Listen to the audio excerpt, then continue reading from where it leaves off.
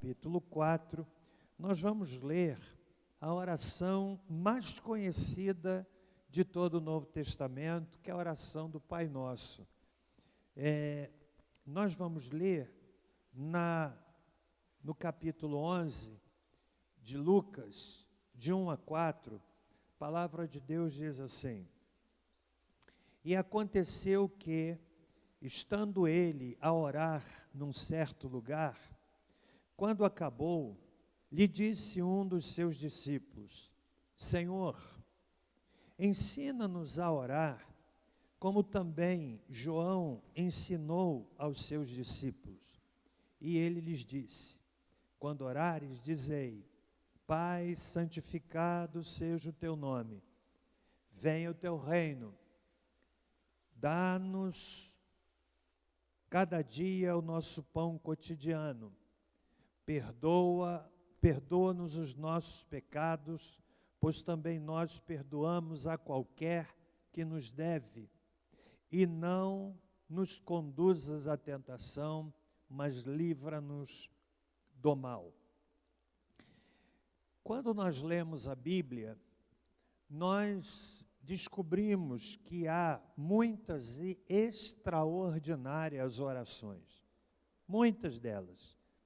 Orações curtas, orações longas, como foi, por exemplo, a oração de dedicação do templo feita por Salomão, uma oração extensa, uma oração linda, uma oração que exalta a santidade de Deus e que agradece pelo desafio da construção do templo. Há orações curtas na Bíblia, orações maravilhosas. Eu destaquei aqui pelo menos 4 orações, não vou lê-las, mas apenas fazer referência a elas, não é? Porque a nossa fala nessa noite tem como tema tratarmos da oração mais inspiradora da Bíblia. Mas há outras orações que certamente nos inspiram. Por exemplo, lá no livro de Gênesis, no capítulo de número 18, quando Abraão faz uma oração intercessória pela cidade de Sodoma, uma cidade mergulhada no pecado, uma cidade mergulhada na sensualidade, uma cidade mergulhada na imoralidade, né? A questão da sexualidade na cidade de Sodoma era latente, era muito forte, era muito presente, era muito gritante. E o Senhor Deus disse que ia destruir a cidade de Sodoma. E Abraão faz uma oração que é muito linda. Ele diz assim: Senhor, mas se houver lá na cidade 50 justos, o Senhor vai destruir a cidade por causa desses 50 justos? E o Senhor Deus diz assim: não, se houver ali 50, eu não vou destruir. E ele vai na sua oração ousada dizendo: mas se forem 45? Aí o Senhor Deus diz assim: não, 45 também não. E se for 40? Também não. E se for 30? Também não. E se encontrarmos 20, né, justos na cidade, o Senhor Deus disse: também não vou destruir. Abraão para de orar. É uma oração intercessória que vale a pena você ler no capítulo 18 do livro de Gênesis, a partir do versículo 22. Há uma outra oração muito linda, que é a oração de Ana por seu filho. Você sabe que Ana era estéril. Aliás, essa questão da esterilidade é muito forte no Antigo Testamento, né? As esposas dos patriarcas, várias delas não podiam engravidar, do ponto de vista humano, não podiam gerar filhos, começando por Sara, que veio engravidar com 90 anos, né? Com 90 anos, contra qualquer possibilidade humana, mesmo para aquela época, quando já havia cessado o ciclo das mulheres, quando, do ponto de vista da química e da biologia do corpo, não havia mais como gerar um filho, mas o Senhor Deus Deus para quem o útero fechado não é problema, para quem a idade não é problema. Então Sara engravidou. E você sabe a história de Ana. Ana também não podia engravidar, e ela ora a Deus, e Deus abençoa Ana com um presente tão extraordinário. E a oração de Ana e a resposta que o Senhor Deus deu à oração daquela mulher abençoou o mundo inteiro. O Senhor entregou através dela o grande profeta Samuel, que vem do ventre de Ana, está lá no primeiro livro de Samuel, no capítulo 1, versículo de número 9. Há uma outra oração maravilhosa que você se lembra, que é a oração que Elias faz no confronto com os profetas de Baal. Você sabe aquele confronto que aparece lá no primeiro livro de Reis, né? Quando Elias, ele se levanta em nome do Senhor, faz um desafio ousado, um desafio corajoso aos profetas de Baal, dizendo que o Deus que respondesse por meio do fogo seria o Deus a quem todos deveriam orar e deveriam adorar. E você conhece a história. Os profetas de Baal prepararam o altar e clamaram desde a manhã cedo até o início da tarde, gritando: Baal, responde-nos, Baal, responde-nos. Alguns chegam a sugerir que essa oração dos profetas de Baal era seguida por auto-sacrifício, por auto-martírio, porque havia uma compreensão de que as divindades, vendo o sofrimento dos seus profetas, haveriam de responder. E Elias até, ele tripudia em cima dessa atitude, chega a dizer assim: clame mais alto, pode ser que Baal esteja dormindo e não veio voz de Baal. Baal não respondeu porque não podia responder, porque não é divindade coisa nenhuma. E ele então prepara o altar, você conhece a história, não é? Prepara o altar, e ele então manda molhar aquele altar, e o faz 3 vezes. A Bíblia chega a dizer que ele fez uma vala ao redor do altar, de tal forma que aquela vala ficou inundada de água. E ele faz uma oração que, se você a ler de forma lenta, dá menos de 30 segundos. Ele faz uma oração tão poderosa, e diz a Bíblia que vem fogo do céu, uma labareda risca o céu, e aquela chama impacta aquele altar, consome o holocausto, consome a lenha, consome a água. Há uma fogueira santa, e ali fica evidenciado que só o Senhor é Deus. Que oração tremenda! E há uma outra oração, eu poderia citar aqui inúmeras delas, né? Mas a oração que Paulo faz, por exemplo, já na sua despedida, percebendo que o seu fim se aproximava, ele reúne os líderes da igreja de Éfeso, está em Atos capítulo de número 20, e ele faz uma oração de despedida, uma oração pedindo para que aqueles irmãos permanecessem firmes, pedindo para que eles ficassem livres, sabendo que com a partida dele, lobos devoradores penetrariam no meio do rebanho.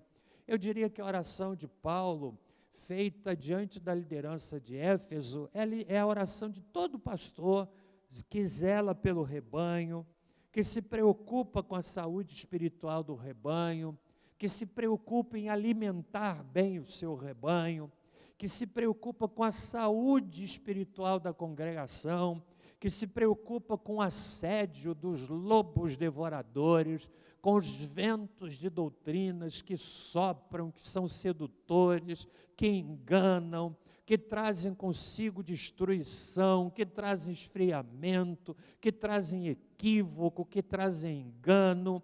Ele faz uma oração extraordinária que acontece e aparece no livro de Atos, capítulo 20, a partir do versículo 36. Eu poderia, irmãos, e citar aqui muitas orações inspiradoras, mas a oração mais inspiradora de toda a Bíblia é esta oração feita pelo Senhor Jesus, que não é a única. Lá no capítulo 17 de João, por exemplo, ele faz uma oração em nosso favor. Ele ora pelos discípulos. Mas esta oração, que é chamada a oração modelo, que é uma oração que resume, que sintetiza os elementos da oração mais inspiradora da Bíblia, que é a oração feita por Jesus aqui. Há um relato semelhante no Evangelho de Mateus, capítulo 6, que muitas vezes a gente pensa que é a mesma oração feita no mesmo momento, mas não é. Lá em Mateus, capítulo 6, ele está orando no final do Sermão do Monte. Aqui não há sequer precisão do local onde esta oração foi feita, né? É uma repetição daquela oração, mas feita numa situação diferente. E lá no texto de Mateus, capítulo 6, nós temos o acréscimo de um elemento que não aparece aqui, que é a doxologia. O que é a doxologia? É quando Jesus ensina a oração: Pai nosso que estás no céu, santificado seja o teu nome, venha a nós o teu reino, seja feita a tua vontade, assim na terra como no céu. O pão nosso de cada dia nos dá hoje, perdoa as nossas ofensas, assim como nós perdoamos aos nossos ofensores, não nos deixes cair em tentação, mas livra-nos do mal. Aí vem a doxologia: pois teu é o reino, o poder e a glória para sempre. Meus irmãos, a oração que aparece aqui no texto de Lucas capítulo 10 é uma oração tão impressionante. O que os discípulos viram é tão impressionante, é tão belo, que eles chegam a dizer assim: Senhor, ensina-nos a orar. Eu fui ler um comentário sobre esse pedido, Pulpit Commentary, que faz a seguinte explicação desse momento. Abre aspas. Parecia-lhes, para os discípulos, sem dúvida, ao ouvir aqui e ali uma palavra e uma expressão enquanto ele orava, talvez em parte sozinho, em parte para si mesmo, como se um amigo estivesse falando com outro. Ou seja, esse comentarista, desse comentário, que é um comentário muito antigo, né? Ele diz que, ele interpreta que o que os discípulos ouviram lá, e que os impressionou, foi tão forte, é como se fosse uma conversa entre dois amigos.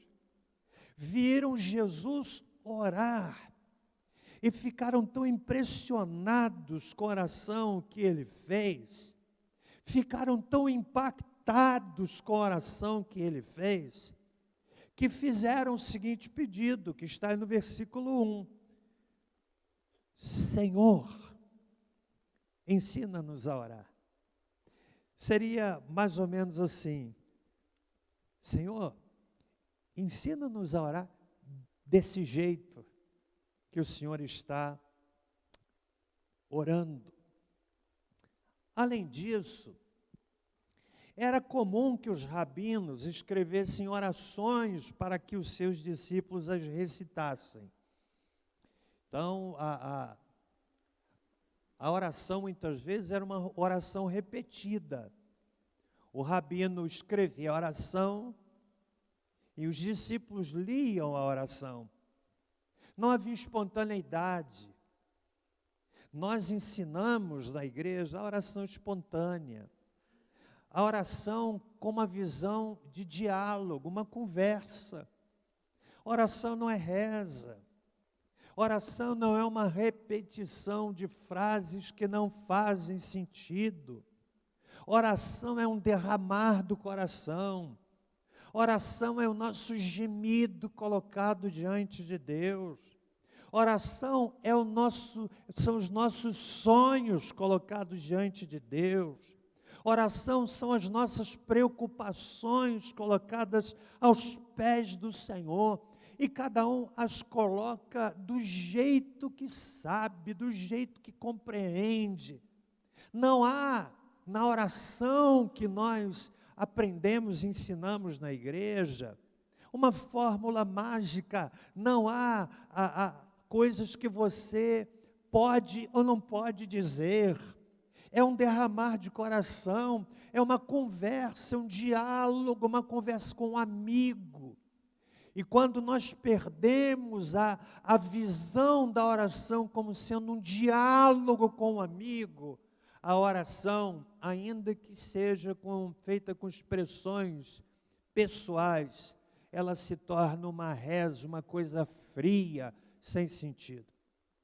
Mas quando nós descobrimos a oração na sua dimensão de uma conversa com um amigo, a gente quer conversar muito com o amigo.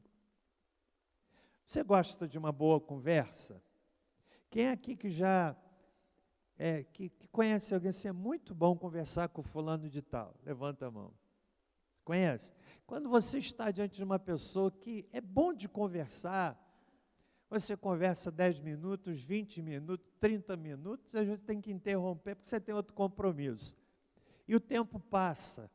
E você conversa 1 hora e parece que foram 10 minutos, você conversa 2 horas e parece que foram 20 minutos, porque a conversa é boa. Agora, deixa eu lhe fazer uma outra pergunta. Você já conversou com alguém com uma conversa chata? Não levanta a mão não, irmão. Uma conversa chata inspira você há muito ou pouco tempo. Você pode ficar 10 minutos, parece que foram 2 horas. Não é verdade? Então parece que Jesus estava orando com uma oração tão de um amigo, falando com um amigo, que os discípulos olham para Jesus, depois que ele acabou de orar, diz o verso 1, e fizeram um pedido: Senhor, ensina-nos a orar, como também João ensinou os seus discípulos. Quero ainda dizer que a oração na vida do Senhor Jesus era algo impressionante. Jesus estava orando e orava com intensidade. Aliás, o Evangelho de Lucas é aquele que mais registra a vida de oração de Jesus.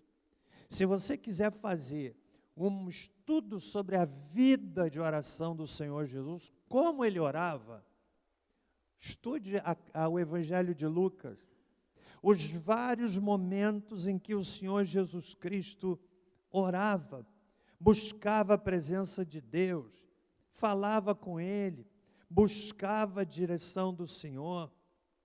E o verdadeiro método de orar, meus irmãos, ele pode ser aprendido. Pode ser aprendido.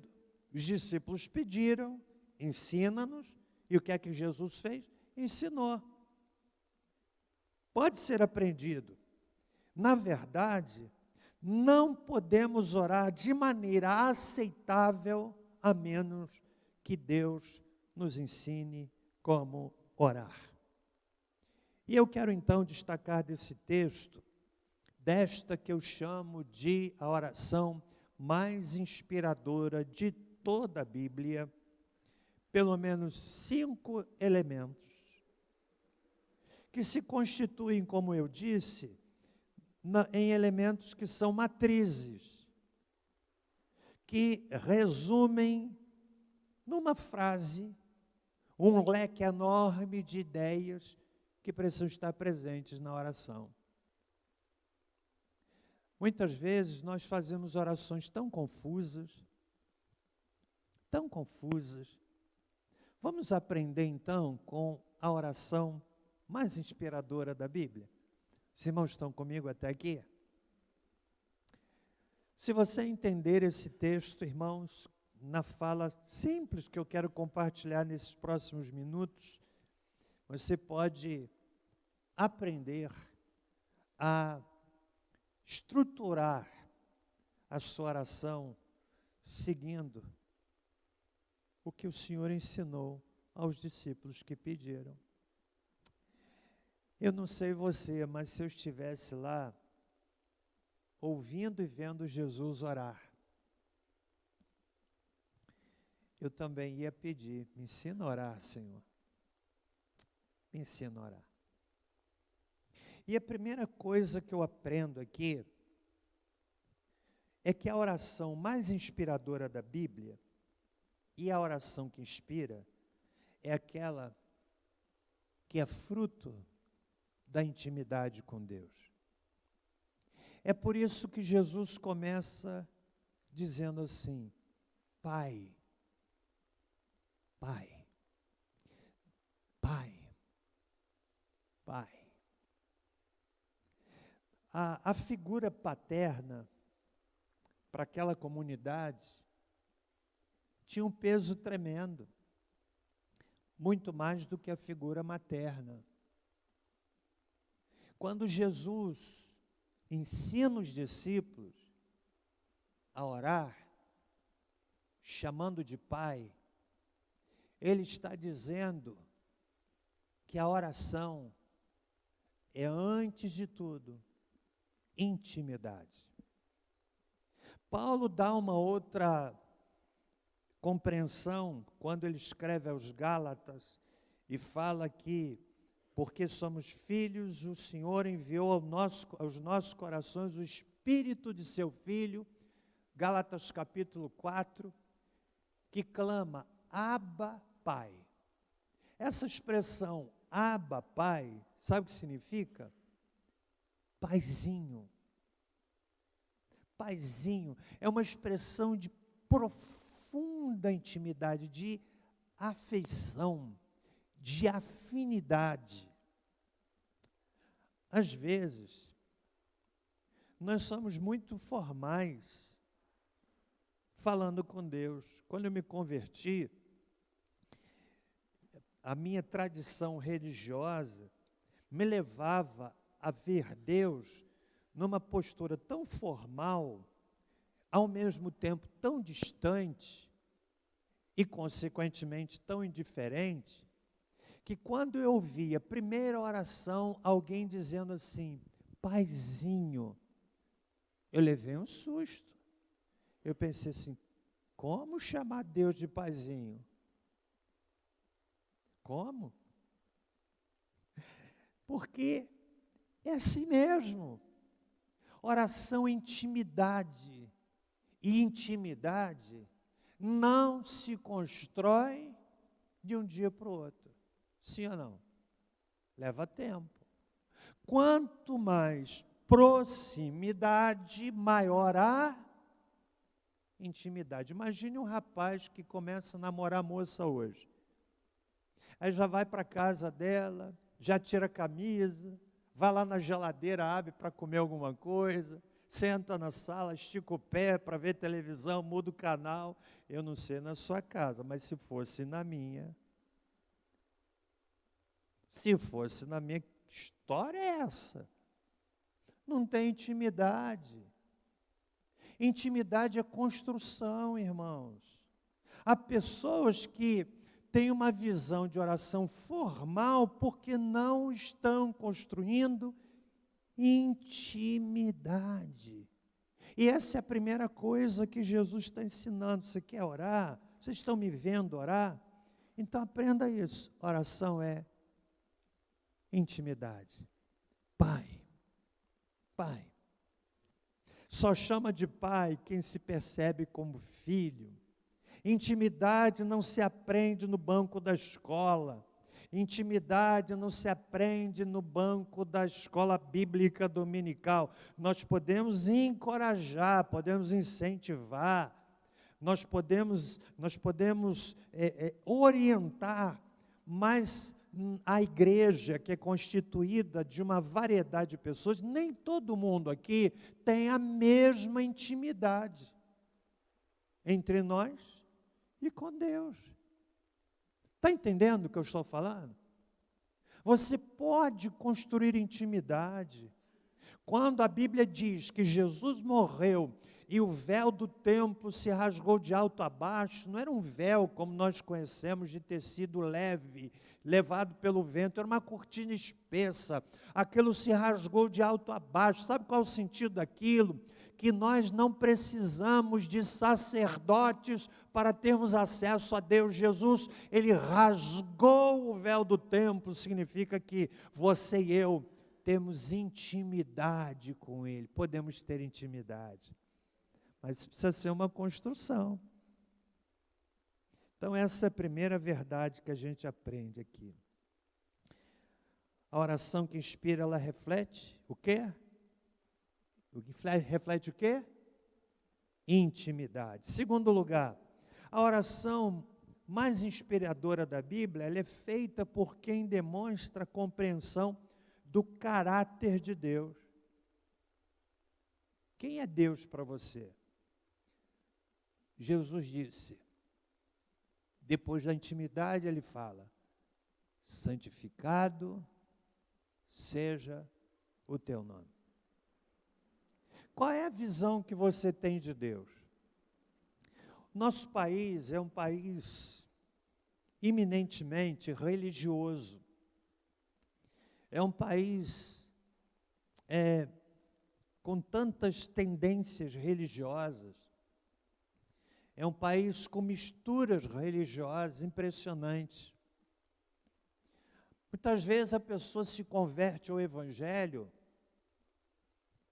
mas a sua cosmovisão de mundo ainda mantém elementos da sua cosmovisão passada. Não é resolvida quando a pessoa vem aqui à frente.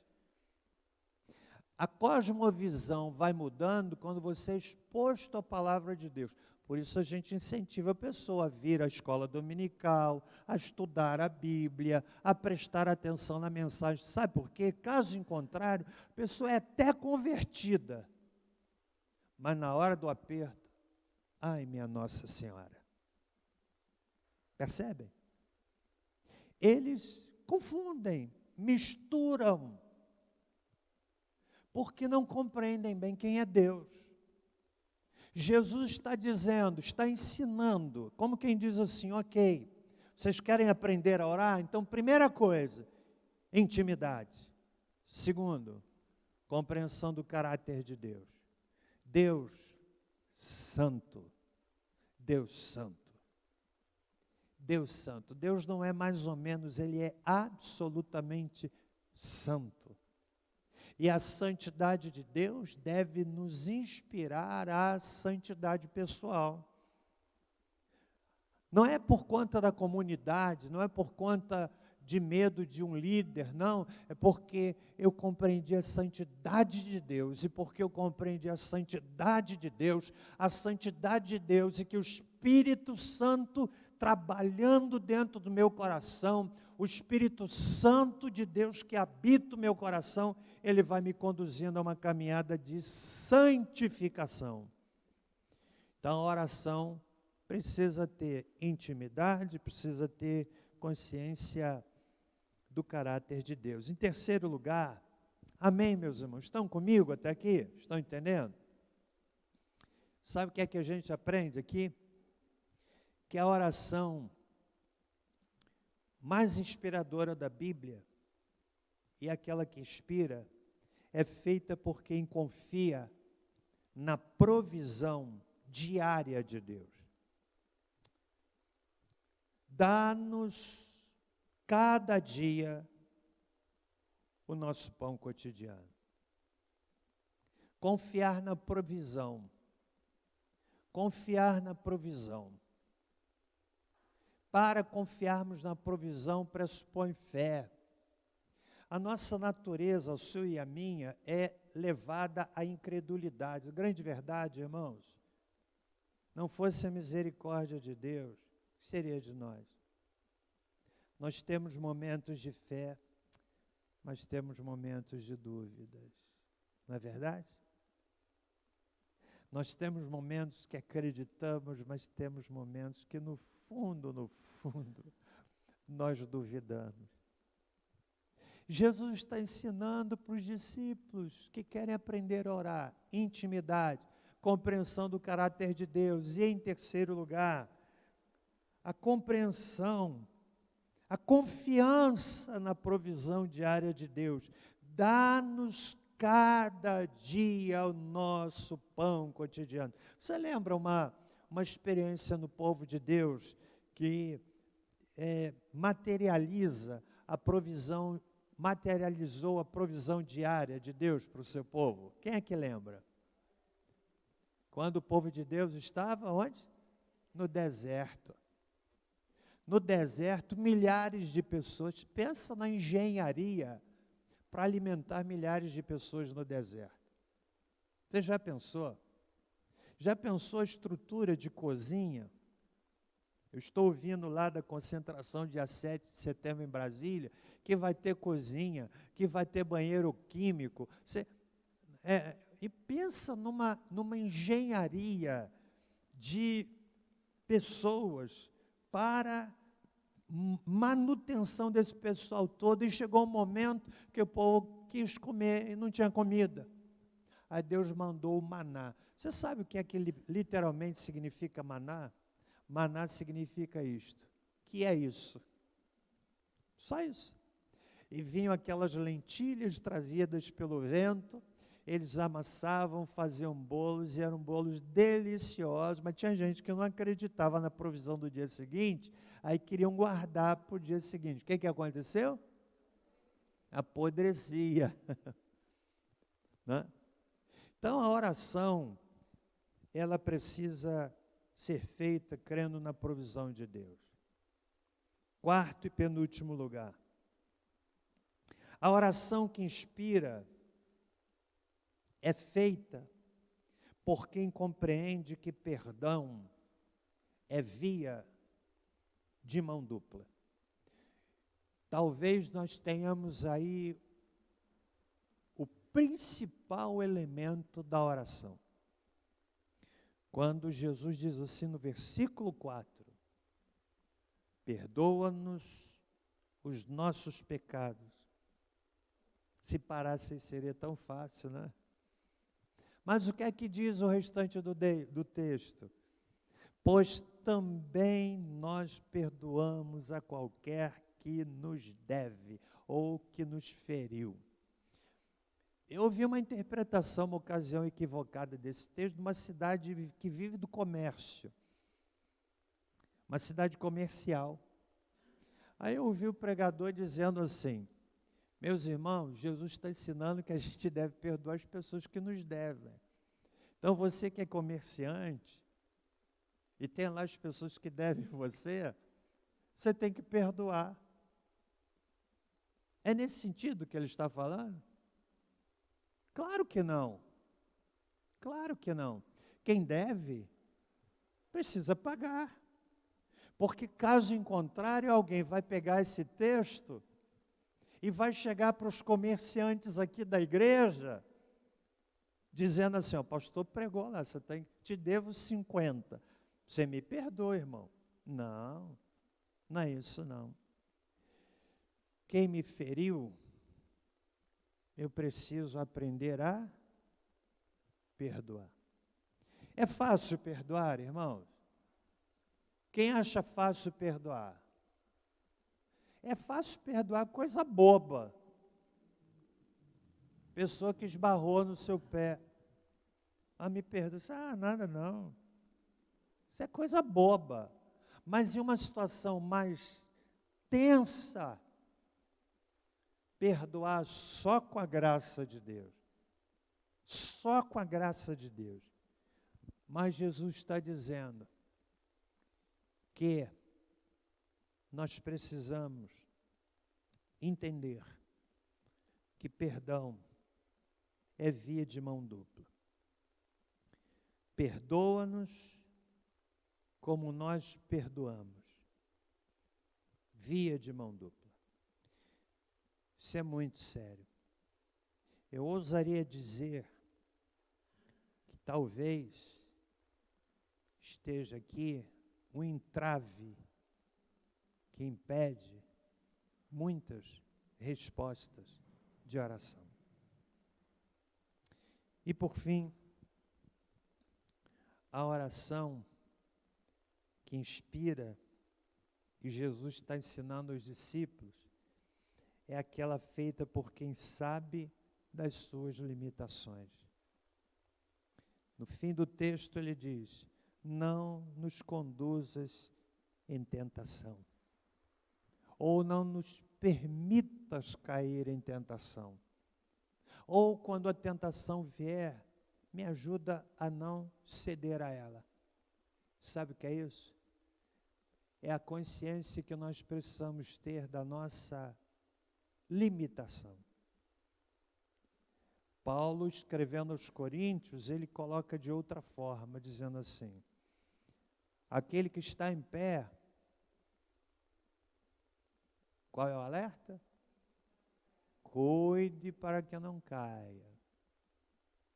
Quem de nós aqui está livre de cair? Quem de nós? Quem de nós? Por isso é bom a gente andar junto de outros irmãos. Porque quando você tropeça, qual é a reação instintiva? É você buscar alguém para se apoiar, não é verdade? Por isso é bom a gente caminhar junto, por isso é bom você fazer parte de uma célula, não é? Bom ter alguém discipulando você, ter alguém com quem você possa se abrir na segurança, da confiança de que aquilo que você vai contar não vai ser contado para outro.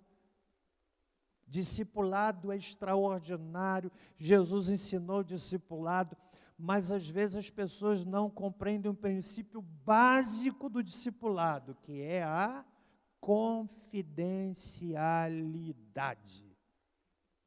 Há pessoas que estão vivendo uma tentação, a tentação em si não é pecado. E na verdade é bom que nós aprendamos a confessar a tentação, para não termos que confessar o pecado. Jesus está ensinando, discípulos, ouçam aqui, vocês querem aprender a orar? Então digam para Deus: Senhor, não nos deixes cair em tentação, não nos deixe. Ou seja, a tentação vem, mas Senhor, me segura para que eu não caia. Senhor, me ampara para que eu não caia. Irmão, desde o momento que você se converteu até o dia que você partir para a eternidade, você vai passar por variadas formas de tentação. E uma coisa importante, tentação nas suas áreas de maior fragilidade. Compreende? Há pessoas que têm tentação na área do sentimento. Elas têm uma facilidade de explodir. Elas têm uma facilidade de serem sanguíneas, de quererem vingança. Aí vem uma situação que a tentação está dizendo assim: vem, reage agora. A oração, olha, fazer a oração: Jesus, não me deixa cair nessa tentação. A minha carne está dizendo para eu fazer, mas Jesus, eu não quero fazer. Você está entendendo aqui como aplicar a oração a todas as situações da nossa vida?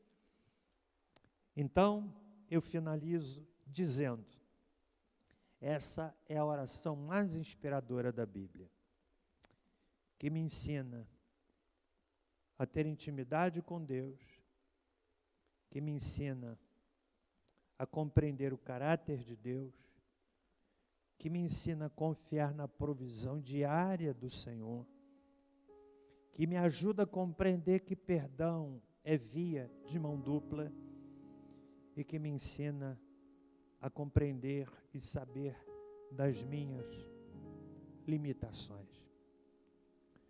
Olha para mim aqui, irmão. Você vê aqui num culto de oração, olha, faltam 9 minutos para as 9. Nós vamos orar esses minutos. Deus conhece a sua limitação. Eu tenho certeza que algumas coisas que já foram pregadas agora aqui nessa noite, eu tenho certeza, porque eu orei pedindo a Deus isso. Eu tenho certeza que algumas coisas caíram no seu coração. Sua vida é muito preciosa. Há pessoas que sofrem tentação na sua mente. O diabo diz assim: você não tem valor para Deus. Sua vida, está vendo? E vem jogando essa seta.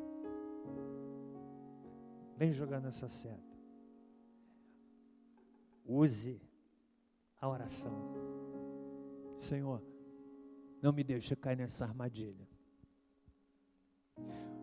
Você que veio no culto de oração hoje, você que está me ouvindo em casa pela transmissão da internet, a minha oração é que o Espírito Santo pegue você de jeito para te abençoar, para te fazer vitorioso. Nós vamos sair agora do ar. Deus te abençoe. Nós vamos aqui nos ajoelhar e impetraremos a bênção daqui a alguns minutos. Então você